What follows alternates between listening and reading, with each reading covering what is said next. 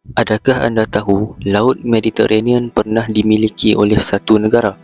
Dan ia, negara itu ialah Empire Rom sekitar abad kedua Masihi. Ia berlaku pada puncak kekuasaan semasa pemerintahan Maharaja Trajan. Rom menguasai seluruh pesisir Laut Mediterranean dari Eropah Selatan hingga Asia Barat. Disebabkan itu, orang Rom menamakan laut ini sebagai Mare Nostrum, iaitu Laut Kami. Pada hari ini, siapa yang memiliki laut ini?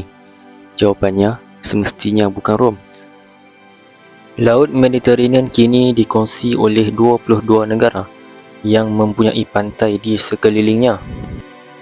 Tetapi, walaupun tiada satu negara yang memiliki Laut Mediterranean pada hari ini, mereka masih layak mengawal kawasan air mereka sendiri. Bermaksud, 22 kilometer dari pantai mereka dianggap sebagai perairan wilayah. Selebihnya adalah laut antarabangsa. Mengapa Laut Mediterranean sangat penting dari dahulu sehingga kini? Secara ringkasnya, siapa yang menguasai laut ini biasanya menguasai dunia sekitarnya. Ini kerana kedudukan tengah menjadikannya laluan tentera dan kapal perang.